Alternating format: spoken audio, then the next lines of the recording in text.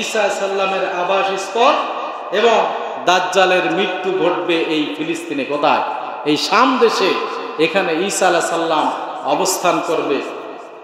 আল্লাহর হাবিব সাল্লাল্লাহু আলাইহি ওয়াসাল্লাম বলেন, ঈসা আলাইহিস সালামকে আল্লাহ পাক রব্বুল আলামিন দ্বিতীয় আসমানে রেখেছেন। কোন আসমানে? সবাই বলে দ্বিতীয় আসমানে রেখেছেন। এই দ্বিতীয় আসমান থেকে দুইজন ফেরেশতার কাঁধে ভর করে ঈসা আলাইহিস সালাম সুন্দরভাবে দামেস্কের শহরে সুব্রমা মিনারের কাছে তিনি অবস্থান করবে ঠিক কিয়ামত ঘটার কিছুদিন আগে। কবে আসবেন কি আসবেন না বলে? হ্যাঁ, ঈসা আলাইহিস সালাম যখন আসবে, ঈসা আলাইহিস সালামকে আল্লাহ এত পাওয়ার দিবে, এত ক্ষমতা দিবে যে ঈসা আলাইহিস সালাম চোখ দ্বারা যেদিকে তাকাবে ওই তাকানোর দৃষ্টি যতদূর পর্যন্ত যাবে ততদূর পর্যন্ত কাফের বেঈমানদেরকে এক নিমিষে যিনি শেষ করে দেবেন তিনি কে? ঈসা আলাইহিস সালাম আসবেন, গা থেকে ঘাম ঝরতে থাকবে, তিনার ঘ্রাণেও কাফের বেঈমানরা মারা যাবে। এই ঈসা আলাইহিস সালাম এসে আপনার বিশেষ করে দাজ্জালকে খোঁজ করবেন। কাকে? দাজ্জালকে খুঁজতে থাকবেন যে দাজ্জাল কোথায়, দাজ্জাল দুনিয়ায় আসবে কি আসবে না বলেন। এবার ঈসা আলাইহিস সালাম খুঁজতে খুঁজতে সিরিয়ার বাবেল লুদ নামক স্থানে দাজ্জালকে খুঁজে পাবেন। কোথায়? বাবেলুদ নামক স্থানে দাজ্জালকে পেয়ে সেখানে আপনার এই দাজ্জালকে ঈসা আলাইহিস সালাম খতম করে দেবেন। জোরে বলেন সুবহানাল্লাহ। ইসলাম কিন্তু কায়েম হয়ে যাবে, ঠিক কিনা কোন? আবার কায়েম হবে, এরপরে আবার মানুষ খারাপ হবে, তারপরে আবার আস্তে আস্তে কিয়ামত হয়ে যাবে, ঠিক কিনা কোন? এবার আসেন 5 নম্বর শেষ করে দিই। 5 নম্বর হচ্ছে বিশ্বনবী সাল্লাল্লাহু আলাইহি সাল্লাম ভবিষ্যৎবাণী করলেন এই শাম দেশ হবে কিয়ামতের মাঠ। কি হবে? কিয়ামতের মাঠ।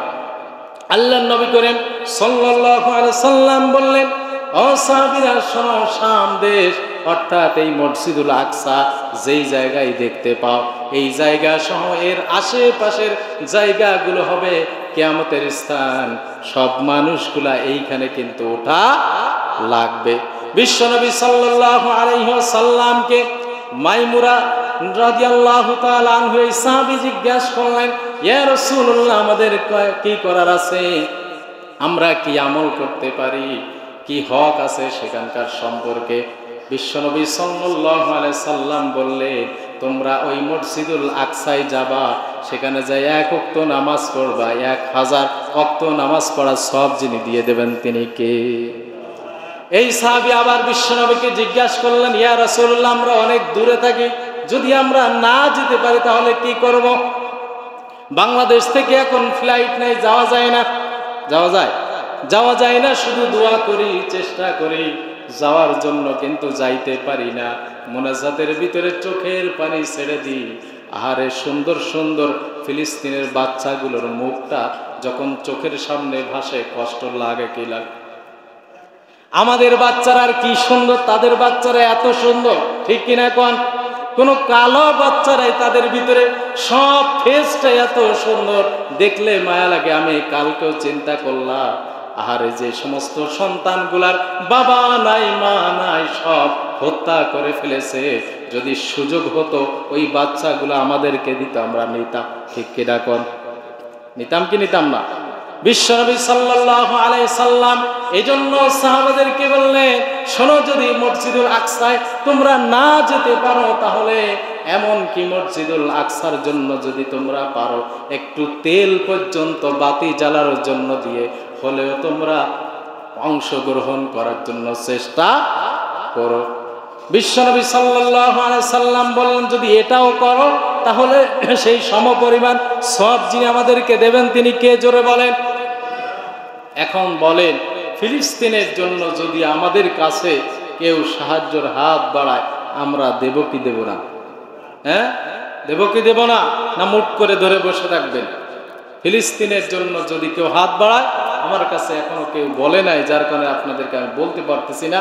এই জন্য ফিলিস্তিনের জন্য যদি সেখানে টাকা অর্থ পাঠানোর কোনো ব্যবস্থা থাকে এবং যদি আমাদের কাছে কেউ বলে যে যেখান থেকে যেভাবে পারে আপনারা হেল্প করবেন, ওই বাচ্চাগুলা ওই মাগুলা ওই ভাইগুলা যেন খাবার খেতে পারে, ঠিক কিনা কর। সেদিন এক দৃশ্য দেখে আমার এত কষ্ট লাগলো যে আপনার এই ফিলিস্তিনের নিউজ, এই সাংবাদিকটা বিশেষ করে আপনার আমাদের কাছে পৌঁছাচ্ছে, এই সাংবাদিক ভাইকে আপনার জীবন্ত অবস্থায় ধরে আপনার এক জায়গায় দেখলাম বেঁধে এরপরে গায়ের ভিতরে আগুন ধরিয়ে দিয়েছে। আগুন ধরিয়ে দিয়েছে। আগুন ধরানোর পরে এই সাংবাদিক শুধু নড়াচড়া করতেছে। ফিলিস্তিন অন্য ভাইরা যে তাকে যে টান মেরে সেখান থেকে ছাড়ায় আনবে সেই সুযোগটাও তাদের না। বুঝতে পেরেছেন? এই জন্য অবস্থা এত খারাপ। আমরা তাদের জন্য কি করি? দোয়া করি। এখন আমরা দোয়া করব, এরপরে ফিলিস্তিনের জন্য আমরা কি করব? যে যেমনে পারি যদি আমাদের কাছে সাহায্য চায় আমরা সাহায্যের হাত বাড়িয়ে দেব। 5টা ভবিষ্যৎবাণী বললাম, যারা পরে আসছেন তারা বুঝেন নাই, যারা প্রথম এসেছেন তারা বুঝতে পেরেছেন, ঠিক কিনা কর। এই জন্য প্রথম আসার চেষ্টা করবেন। আলোচনার সব প্রথম থেকে না শুনলে পিছনে আসলে বোঝা মুশকিল হয়ে যায়।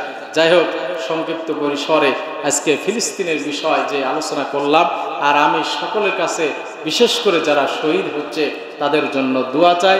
আপনারা যে যেমনে পারেন দোয়া করবেন। আল্লাহ পাক রব্বুল আলামিন তাদের পরে অশেষ রহমত বর্ষণ করুক, আমাদের পর অশেষ রহমত বর্ষণ করুক। সকলে বলি আমিন। আখির দাওয়ানা আলহামদুলিল্লাহ রাব্বিল আলামিন। আসসালামু আলাইকুম ওয়া রাহমাতুল্লাহ।